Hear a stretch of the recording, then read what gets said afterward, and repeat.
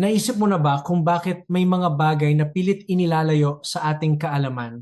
Sa buong kasaysayan ng sangkatauhan, ang mga aklat ay itinuturing na mga sisidlan ng karunungan, ngunit may mga pagkakataon na ang mga mismong pahinang ito ay itinuturing na banta sa lipunan. Bakit nga ba may mga librong ipinagbabawal? Ano ang pilit na itinatago sa atin ng mga nasa kapangyarihan? Ang pagbabawal sa isang aklat ay hindi lamang tungkol sa pagtatago ng mga salita. Ito ay tungkol sa pagkontrol sa kung ano ang maaari nating isipin at maramdaman. Ang takot sa mga bagong ideya ay isang lumang sakit ng lipunan na patuloy na umiiral hanggang sa kasalukuyan, na pumipigil sa ating malayang pag-iisip at paglago bilang isang malayang individual. Maligayang pagdating sa Pinoy Discovery, kung saan tayo ay patuloy na naghuhukay sa mga misteryo ng mundo. Ako ang inyong curiosity expert at ngayon, sasagutin natin ang tanong na, why not? Bakit hindi natin basahin ang mga aklat na ayaw nilang ipabasa sa atin? Sa episode na ito, susuriin natin ang mga sikat na aklat na ipinagbawal sa iba't ibang bahagi ng mundo. Hindi dahil sa sila ay naglalaman ng kasamaan, kundi dahil sila ay nagtataglay ng mga katotohanang masyadong mabigat para tanggapin ng mga makitid na pag-iisip. Tuklasin natin ang mga nakatagong mensahe at ang kapangyarihan ng mga salitang pilit na binubura sa ating kamalayan. Ang pagbabawal ng aklat ay isang manifestasyon ng takot. Takot na ang mga tao ay magising, takot na ang mga lumang tradisyon ay mabuwag, at takot na ang mga nasa laylayan ay makahanap ng boses. Mula sa mga isyu ng kasarian, kalikasan, hanggang sa politika, ang mga aklat na ito ay naging mga salamin na nagpapakita ng mga kapangitan at kahinaan ng ating sistema. Sa pamamagitan ng pag-unawa kung bakit kinatatakutan ang mga aklat na ito, mas mauunawaan natin ang mga limitasyong inilalagay ng lipunan sa ating kalayaan. Handa ka na bang buklatin ang mga pahinang pilit na ikinandado ng kasaysayan? Simulan natin ang ating malalim na paglalakbay. Unahin natin ang kalikasan ng tao at ang mga nakakulong na etiketa ng lipunan. Ang unang aklat na tatalakayin natin ay isang perpektong halimbawa ng kasabihang huwag husgahan ang aklat sa pabalat nito. Mula pa lamang sa pamagat nito, ang aklat na ito ay umani na ng matinding galit mula sa mga konserbatibong grupo, ngunit sa likod ng kontrobersya, ito ay isang napaka-komprehensibo, nakakatawa at praktikal na gabay para sa mga kabataang naghahanap ng kasagutan tungkol sa kanilang pagkatao at pagkakakilanlan. Ito ay isang liwanag sa gitna ng kalituhan na pilit na pinapatay ng mga taong hindi nakakaintindi. Ang dahilan kung bakit ito ipinagbawal ay dahil sa sobrang katapatan nito sa pagtalakay sa edukasyong sexual. Tinanggihan ng aklat na ito ang ideya na ang mga relasyon sa labas ng nakasanayang pamantayan ay isang lihim na samahan na dapat itago sa dilim. Sa halip na ituring itong isang bawal na paksa, inilantad ito ng may akda sa isang maliwanag at edukasyonal na paraan. Ang mga nagbabawal nito ay natatakot na mamulat ang mga kabataan sa katotohanang ang pag-ibig at pagkakakilanlan ay may iba't ibang kulay at anyo, at hindi ito isang bagay na dapat ikahiya o ikatakot ng sinuman sa ating lipunan. Ang pangunahing mensahe ng aklat na ito ay malinaw. Ang mga tao ay hindi mga pre-packaged na sandwich na may naka-firming label. Hinahamon nito ang mga makitid na hulmahan na ipinapataw ng lipunan sa kasarian at sexualidad. Ipinapakita nito na ang pagiging iba ay isang natural na bahagi ng karanasan ng tao. Sa pamamagitan ng pagbabawal sa aklat na ito, pilit na isinisiksik ng lipunan ang mga individual sa mga kahon na hindi naman akma sa kanila, na nagiging sanhi ng kalungkutan at pagkalito. Ang aklat na ito ay isang panawagan para sa kalayaan na maging totoo sa sarili nang walang panghuhusga. Dumako naman tayo sa isang koleksyon ng mga tula na inilathala noong dekada 1850, ang panahon ng Victoria na kilala sa sobrang higpit at pagiging konserbatibo. Ang aklat na ito ay nagsilbing isang malakas na boltahe ng kuryente na yumanig sa kultura ng Amerika noong panahong iyon. Sa isang lipunan kung saan ang pisikal na katawan ay itinuturing na isang bagay na dapat itago at ikahiya, ang mga tula sa aklat na ito ay buong tapang na ipinagdiwang ang bawat kurba, bawat hininga, at bawat pandaman ng tao. Ito ay isang radikal na pagpapahayag ng pagmamahal sa sarili at sa kalikasan. Ipinagbawal ang koleksyong ito dahil sa lantad na paglalarawan sa katawan ng tao at sa atraksyong pisikal na itinuturing na katumbas ng mga malalaswang kanta sa kasalukuyang panahon. Para sa mayakda, ang katawan ay kasing banal ng kaluluwa, isang ideya na itinuring na heresya o kalapastanganan ng mga simbahan noong panahong iyon. Ang halaga ng aklat na ito ay nakasalalay sa pagpapatibay nito sa individual na kalayaan at sa kagandahan ng ating natural na pagkatao. Itinuturo nito sa atin na walang dapat ikahiya sa ating pisikal na anyo dahil ito ay bahagi ng kamangha-manghang disenyo ng kalikasan. Ang ating susunod na yugto ay tumatalakay sa sakit, pagsasamantala, at ang pag-asang umuusbong mula sa mga abo. Ang unang nobela sa kategoryang ito ay nakatakda noong unang bahagi ng ika-20 siglo. Ito ay isang masakit ngunit mapagmataas na sigaw ng isang babaeng nakulong sa isang mundo ng pang-aabuso, matinding kahirapan at diskriminasyon sa lahi. Ipinapakita ng aklat na ito ang pinakamadilim na bahagi ng sangkatauhan kung saan ang mga walang laban ay patuloy na inaapakan ng mga may kapangyarihan. Ngunit sa kabila ng kadiliman, mayroong isang maliit na ningas ng pag-asa na hindi kailanman mamatay. Ang nobela ay ipinagbawal dahil sa direktang pagtalakay nito sa sexual na pang-aabuso, karahasan sa loob ng tahanan at ang pagmamahalan sa pagitan ng dalawang kababaihan. Mas pinili ng mga nagbabawal na itago ang katotohanan ng pagdurusa kaysa harapin ito at maghanap ng solusyon. Nakakalungkot isipin na ang mga kwento ng pag-survive sa mga ganitong uri ng trauma ay pilit na ibinabaon sa limot upang mapanatili ang isang peking imahe ng isang perpektong lipunan. Ngunit ang tunay na lakas ng aklat na ito ay ang paglalarawan ng isang paglalakbay mula sa pagiging isang biktima na parang isang walking punching bag hanggang sa paghahanap ng kalayaan, kasarinlan, at kaligayahan sa pamamagitan ng tunay na pagmamahal at pagtanggap. Ito ay isang patunay ng kakayahan ng tao na bumangon muli mula sa pinakamatinding pagdurusa. Ang pagbabawal sa aklat na ito ay pagkakait sa mga mambabasa ng isang makapangyarihang halimbawa ng katatagan ng espiritu ng tao. Ipinapakita nito na ang tunay na kagandahan at lakas ay matatagpuan sa paghilom ng mga sugat ng nakaraan. Ang isa pang aklat sa kategoryang ito ay isang madilim na kwento tungkol sa pagkawasak ng American Dream sa panahon ng Great Depression. Isinasalaysay nito ang kwento ng isang malalim na pagkakaibigan sa pagitan ng dalawang manggagawa. Ang isa ay matalino at maparaan, habang ang isa ay may malaking pangangatawan ngunit may isip ng isang musmos. Sa pamamagitan ng kanilang mga pangarap na magkaroon ng sariling lupain, ipinapakita ng aklat ang desperasyon at ang matinding pagnanais ng mga ordinaryong tao na magkaroon ng isang maayos at tahimik na buhay sa gitna ng matinding kahirapan ng ekonomiya. Ang pangunahing dahilan ng pagbabawal nito ay ang trahedyang naganap sa katapusan ng kwento kung saan ang isang kaibigan ay napilitang kitilin ang buhay ng isa upang iligtas ito mula sa mas malupit na parusa ng nagagalit na mga tao. Ang ganitong uri ng katapusan ay itinuturing ng mga kritiko bilang masyadong nakakapanghina ng loob, nakakadepress at walang pag-asa para sa mga estudyante.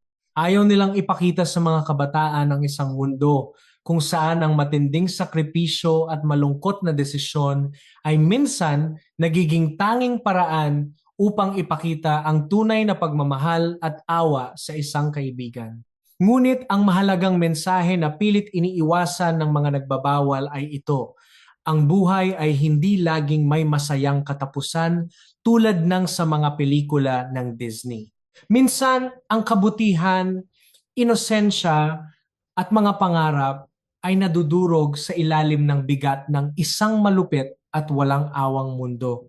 Ang aklat na ito ay nagtuturo sa atin ng empatiya at pag-unawa sa mga taong nasa laylayan ng lipunan.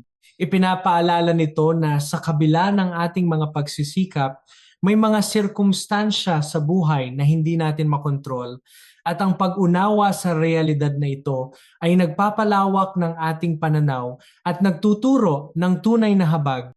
Lumipat tayo sa isang paksa na lalong nagiging mahalaga sa ating kasalukuyang panahon: ang kalikasan at ang sistemang nagbabanta dito.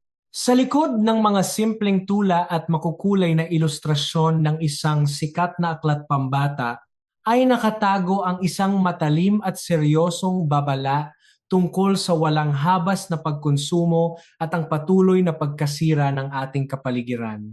Ipinapakita nito kung paano ang pagkagahaman ng tao sa pag-unlad at kayamanan ay humahantong sa pagkaubos ng mga likas na yaman na hindi na kailanman maibabalik, isang babala na madalas ay binabaliwala ng mga malalaking korporasyon. Ipinagbawal ang aklat na ito dahil ang mga kumpanya sa industriya ng pagtutroso at mga negosyante ay nagreklamo na sinisira daw ng aklat ang imahe ng mga negosyante, na ginagawa silang mga sakim na kontrabida sa paningin ng mga bata. Noong taong 1989, isang grupo sa California ang nagtangkang ipagbawal ang aklat dahil sa takot na baka tuligsain o isumbong ng mga bata ang kanilang sariling mga magulang na nagtatrabaho sa industriya ng pagtutroso. Ito ay isang malinaw na halimbawa kung paano pilit na pinoprotektahan ng mga kapitalista ang kanilang interes kahit na ang kapalit ay ang katotohanan. Ang aral na nais iparating ng aklat ay napakahalaga: ang kalikasan ay hindi isang walang hanggang mapagkukunan ng kita. Ang presyo ng bulag na pag-unlad at labis na pag-abuso sa kalikasan ay ang mismong pagkalipol ng sangkatauhan at ng mundo na ating ginagalawan. Ang pagbabawal sa aklat na ito ay isang pagtatangka na panatilihing mangmang ang susunod na henerasyon tungkol sa kanilang responsibilidad sa kalikasan. Sa halip na itago ang mensahe, dapat itong gamitin upang turuan ang mga kabataan na maging mas mabuting tagapangalaga ng ating nag-iisang planeta bago pa maging huli ang lahat. Ang susunod nating aklat ay isang bihirang halimbawa ng isang nobela na nagawang baguhin ang batas ng isang buong bansa, ngunit sa kabila nito ay lubos na kinamuhian ng mga kapitalista. Ang nobelang ito ay naglayong ilantad ang malupit na kondisyon sa paggawa at ang matinding pagsasamantala sa mga manggagawa sa Amerika.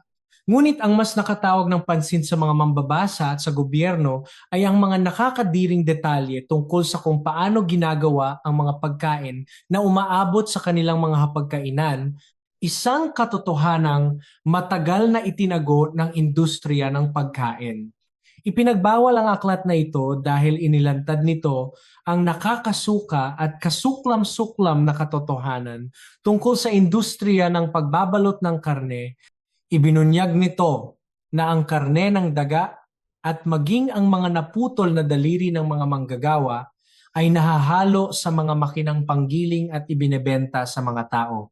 Bukod sa isyu ng kalinisan, direktang inatake ng nobela ang sistemang kapitalista na nagpapahintulot sa ganitong uri ng kasakiman at kapabayaan sa kalusugan ng publiko at kaligtasan ng mga empleyado, dahilan upang ituring itong mapanganib ng mga nagmamay-ari ng mga malalaking kumpanya.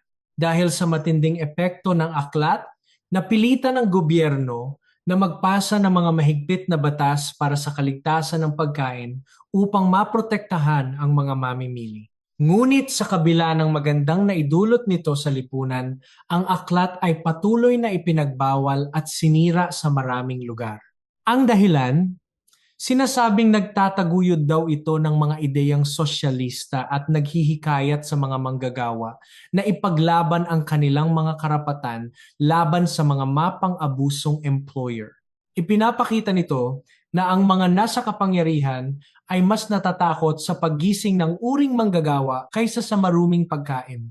Ang ikaapat na bahagi ng ating pagsusuri ay nakatuon sa pagkontrol sa mga kababaihan at ang pagpapalaganap ng kamangmangan. Ang nobelang ito ay naglalarawan ng isang nakakakilabot na hinaharap kung saan ang lipunan ay naging isang totalitarian na estado na tinatawag na Gilead. Sa mundong ito, ang mga kababaihan ay inalisan ng lahat ng karapatan at itinuturing na lamang na mga kagamitan, parang mga naglalakad na walis o mga makina sa paggawa ng bata para sa mga opisyal ng pamahalaan. Ito ay isang babala kung gaano kabilis maaaring mawala ang kalayaan na matagal nating ipinaglaban. Ang aklat ay madalas na ipinagbabawal sa mga paaralan at aklatan dahil sa lantad na nilalamang sexual at ang di umano'y negatibong paglalarawan sa mga kalalakihan bilang mga mapang-abusong nilalang na uhaw sa kapangyarihan. Ngunit ang mga dahilang ito ay tila isang palusot lamang. Ang tunay na nakakatakot sa aklat na ito ay ang pagpapakita nito kung paano ginagamit ang relihiyon at mga batas upang halawin at kontrolin ang katawan at kalayaan ng mga kababaihan. Ipinapakita nito ang kapangitan ng isang lipunang pinapatakbo ng mga ekstremistang pananaw na walang paggalang sa karapatang pantao. Ang malinaw na mensahe ng kwentong ito ay isang malakas na babala sa ating lahat. Ang mga karapatan ng kababaihan at ang ating mga kalayaan sa pangkalahatan ay maaaring bawiin ng napakadali kapag ang relihiyosong panatisismo at politikal na ekstremismo ay nagsanib puwersa.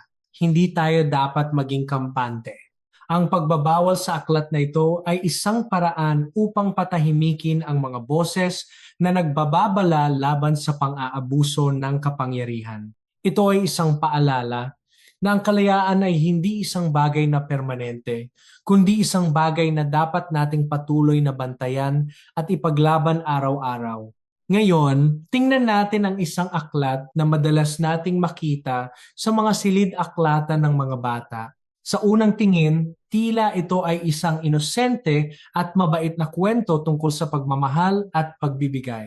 Ngunit taliwas sa panlabas na anyo nito, ang aklat na ito ay naging sentro ng matinding debate at kontrobersya sa larangan ng psychology o psikolohiya ng pag-uugali. Pinag-uusapan kung ang mensahe ba nito ay talagang tungkol sa kabutihan o nagtuturo ito ng isang maling konsepto ng pag-ibig na nagkukonsinti sa pagiging makasarili ng isang tao habang ang isa ay patuloy na nauubos.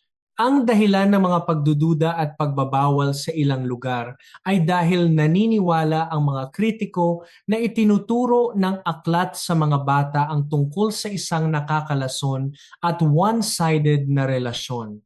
Sa kwento, ibinibigay ng puno ang lahat-lahat sa bata ang kanyang mga sanga, bunga at puno hanggang sa siya ay maging isang walang kwentang tuod na lamang. Samantala, ang bata na lumaki na at tumanda ay patuloy lamang sa pagkuha ng walang anumang ipinapakitang pasasalamat o pagbabalik ng pabor. Ito ba ang uri ng pagmamahal na nais nating ituro sa mga susunod na henerasyon? Mayroon ding mas malalim at kritikal na pananaw sa kwentong ito. Itinuturing ng ilan na ito ay isang tago at metaporikal na pagpapakita ng diskriminasyon sa kababaihan. Ipinapakita nito ang nakasanayang paniniwala na ang papel ng isang ina o ng isang babae ay ang magsakripisyo ng walang kondisyon at ubusin ang sarili para matugunan ang pagiging makasarili ng mga kalalakihan. Ang pagtatanong sa mensahe ng aklat na ito ay mahalaga upang maiwasan ang patuloy na pagpapalaganap ng mga nakasirang ideya tungkol sa kung paano dapat tratuhin ang mga kababaihan sa ating lipunan. dumating na tayo sa pinakamataas na antas ng kabalintunaan o irony. Isipin mo ito, isang sikat na nobelang isinulat upang bigyang babala ang mundo tungkol sa panganib ng pagbabawal at pagsunog ng mga aklat ay ipinagbawal mismo ng mga aklatan at paaralan. Ito ang nakakatawa ngunit nakakalungkot na katotohanan na sinapit ng obra maestrang ito. Ang aklat ay naglalarawan ng isang lipunan kung saan ang mga bumbero ay hindi nag-aapula ng apoy, kundi sila ang mismong nagsusunog ng mga aklat upang kontrolin ang pag-iisip ng mga tao at panatilihin ang kaayusan sa pamamagitan ng kamangmangan. Bakit nga ba ipinagbawal ang aklat na ito? Ang dahilan ay malinaw. Ang aklat ay direktang lumalaban sa autoridad at kapangyarihan ng Estado. Itinataguyod nito ang malayang pag-iisip, ang pagtatanong sa mga patakaran, at tinutuligsa nito ang bulag na pagsunod ng mga mamamayan sa kanilang mga pinuno. Para sa mga taong nais panatilihin ang kontrol, walang mas mapanganib kaysa sa isang individual na nag-iisip para sa kanyang sarili. Ang pagbabawal sa aklat na ito ay nagpapatunay lamang na tama ang mensahe ng may akda. Natatakot ang sistema sa kapangyarihan ng malayang kaisipan. Ang buod ng nobelang ito ay simple ngunit malalim. Ang kaalaman ay kapangyarihan at ang kamangmangan ay ang pinakamabisang kasangkapan upang makontrol ng mga gobyerno ang kanilang mga mamamayan. Kapag ang mga tao ay huminto sa pagbabasa, humihinto din sila sa pagtatanong at pagsusuri sa kanilang paligid. Nagiging madali silang manipulahin at takutin. Ang aklat na ito ay isang paalala na ang pagbabasa ay hindi lamang isang libangan. Ito ay isang mahalagang bahagi ng pagiging isang malaya at responsableng mamamayan na handang ipagtanggol ang katotohanan laban sa kasinungalingan. Bilang pagtatapos, ang mga aklat na ating tinalakay ay ipinagbawal hindi dahil sila ay masama, kundi dahil sila ay itinuturing na mapanganib para sa mga lumang istruktura ng kapangyarihan, mga makitid na pananaw, at mga sistemang yumayaman dahil sa kamangmangan ng iba. Ang pagbabasa ng mga aklat na ito ay isang matapang na hakbang upang basagin ang mga pader na naghihiwalay sa atin mula sa katotohanan. Tulad ng sinabi ni Ray Bradbury, ang mga aklat ay hindi sinusunog ng mga bumbero, sinusunog sila ng mga taong ayaw na mag-isip ang iba. Hanggang sa muli, ito ang Pinoy Discovery. Manatiling mausisa at patuloy na magbasa